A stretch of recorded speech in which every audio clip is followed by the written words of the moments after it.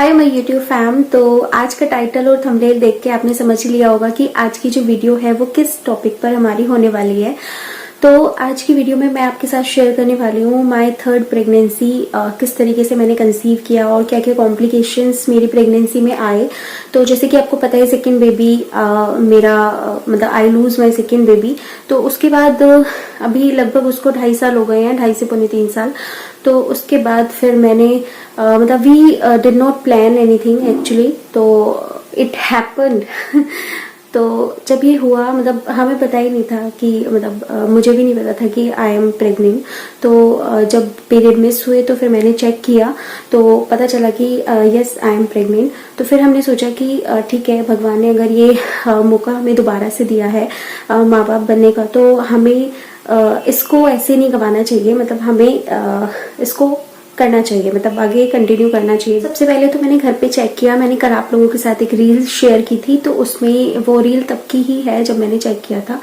तो उसमें वो कंफर्मेशन था, बट जब तक हम डॉक्टर के पास नहीं जाते ना तो हमें थोड़ा सा ये रहता है कि पता नहीं, हो सकता है कि ऐसे ही आ गया हो या पीरियड मिस हो गए हो, तो थोड़ा सा मन में डाउट रहता है। Then I took to the doctor for the confirmation and doctor ने अल्ट्रासाउंड वगैरह किया। उसमें बच्चे की हार्ट बीट आई। वो अराउंड 6 से 7 वीक के अराउंड होता है अल्ट्रासाउंड, जो फर्स्ट अल्ट्रासाउंड होता है हमारा। तो उसमें बच्चे की हार्ट बीट आ गई थी। क्योंकि मोस्टली ऐसा होता है ना कि कई बार किसी बच्चे की आ जाती है, किसी बच्चे का थोड़ा सा और टाइम लेते हैं वो लोग, मतलब बच्चा हार्ट बीट आने में टाइम लगता है, बट उसकी आ गई थी। तो फिर मैं श्योर हो गई थी कि यस आई एम प्रेग्नेंट। तो मेरे हस्बैंड ने भी वो रिपोर्ट्स वगैरह देखी and he was very happy कि ठीक है भाई, मतलब हम दो मतलब एक और हो जाएगा बेबी, एक अवीशा है, एक और हो जाएगी। Both were happy. एंड फिर क्या होता है कि सेकेंड मंथ में ही ना मैं कॉलेज में होती हूँ, कॉलेज में पढ़ा रही थी। तो मुझे मतलब ऐसा फील हुआ जैसे ब्लीडिंग वगैरह हुई है। तो मैंने चेक किया तो स्पॉट्स थे ब्लीडिंग के। तो मैं डॉक्टर के पास गई, मैंने पूछा कि डॉक्टर ये ब्लीडिंग वगैरह क्यों, मतलब ऐसे स्पॉट्स क्यों दिख रहे हैं। तो उन्होंने कहा कि ये नॉर्मल है, कोई दिक्कत नहीं है। उन्होंने फिर से मतलब चेक किया तो सब ठीक था। बट थर्ड मंथ में क्या हुआ कि रात का टाइम था, ऐसे ही 9 बजे के आसपास का टाइम था। तो मुझे ऐसा प्रेशर फील हुआ कि यूरिन पास करना है, मतलब टॉयलेट जैसा। बट जैसे ही मैं टॉयलेट में गई ना तो बहुत ज़्यादा ब्लीडिंग हुई, मतलब बहुत ज़्यादा कि मैं आपको एक्सप्रेस नहीं कर सकती, बहुत ज़्यादा ब्लीडिंग हुई। तो मैं डर गई बहुत ज़्यादा। मेरे हस्बैंड बाहर थे तो मैंने उन्हें कॉल किया कि ऐसे ऐसे दिक्कत हो रही है, तो आप डॉक्टर से पूछो कि ये क्यों हो रहा है। तो उन्होंने डॉक्टर को कॉल किया। तो वहाँ पे जो नर्स होती है उसने कॉल रिसीव किया, तो उसने डॉक्टर से बात की। तो डॉक्टर ने कहा कि आप इमरजेंसी में अभी आ जाओ, क्योंकि ऐसे रिस्क लेना सही नहीं है। तो फिर रात को ही हम गए।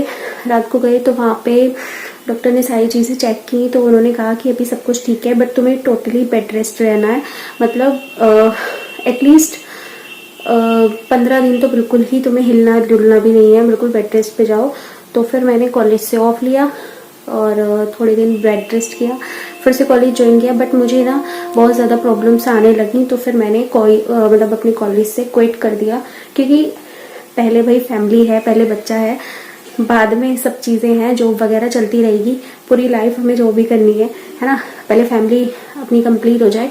देखो बेटा हो या बेटी हो, इट डजेंट मैटर, मुझे और मेरे पति को कोई फर्क नहीं पड़ता कि बेटी हो या बेटा हो, बस 2 बच्चे हो जाएं, ठीक है। उसके बाद हम जॉब भी कर लेंगे, सब कर लेंगे, ठीक है। तो उसके बाद फिर हम घर आ गए, सब चीज़ें नॉर्मल चलने लगी। तो उसमें क्या होने लगा ना कि मुझे बहुत ज़्यादा दिक्कत होने लगी बैक में, लेग्स में, बहुत ज़्यादा चीज़ें। मुझे खाना नहीं खाया जा रहा मुझसे, मतलब मुझे इतनी ज़्यादा प्रॉब्लम कि मैं आपको लिटरली बताऊं, 4 महीने तक मैंने बिल्कुल खाना मतलब बहुत ही ना के बराबर खाया है, क्योंकि मुझसे खाया ही नहीं जा रहा था। उसके बाद अब जाके थोड़ा थोड़ा सा मेरा थोड़ा थोड़ा सा खाने लगी हूँ। बट उसकी वजह से बहुत ज़्यादा दिक्कत हुई। मतलब हर महीने जब मेरा ब्लड टेस्ट होता है ना, तो हर महीने 1 से 1.5 पॉइंट घट जाता है, जिसमें कि अभी मतलब कल भी मैंने कराया है। तो डॉक्टर बोल रही हैं कि अगर ऐसे ही चलता रहा, क्योंकि 9 पॉइंट के समथिंग मेरा ब्लड है इस टाइम, तो अगर इससे कम होता है तो फिर रिस्क हो जाता है थोड़ा सा। और बीपी भी कभी डाउन हो जाता है बहुत ज़्यादा, कभी हाई हो जाता है। तो ये भी चीज़ें चल रही हैं। मैंने डॉक्टर से बात भी की कि मुझे लेग्स में पेन हो रहा है, बहुत ज़्यादा दिक्कत। मतलब एक होता है पेन हम बियर कर लेंगे, ठीक है, एक एक्सट्रीम लेवल वाला जो होता है ना, हेडेक होगा, बहुत ज़्यादा होगा, मतलब ऐसे लगेगा कि सर फटने वाला है।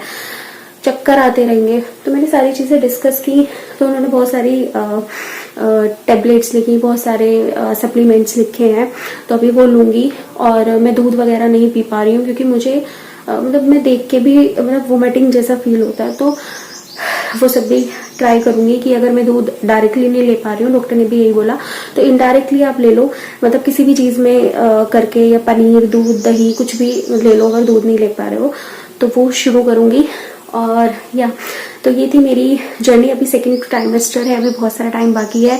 आप लोग भर भर के विशेष दीजिएगा कि मैं अच्छे से बेबी डिलीवर हो जाए, मेरा हमारा मतलब बच्चा स्वस्थ हो, अच्छा हो, और भगवान उसकी लंबी आयु दे। तो आप लोग यही विश करती हूँ। और देखो फिर से कह रही हूँ, बेटा हो बेटी हो कोई फर्क नहीं पड़ता है ना। बेटा होगा तो भी हमारा होगा, बेटी होगी तो भी हमारी होगी। अच्छे से परवरिश देंगे, अच्छे से पालेंगे उसे। बस आप लोग दुआ कीजिएगा सब अच्छे से हो। बाकी कुछ भी पूछना है तो कमेंट सेक्शन में पूछ लेना। Bye bye.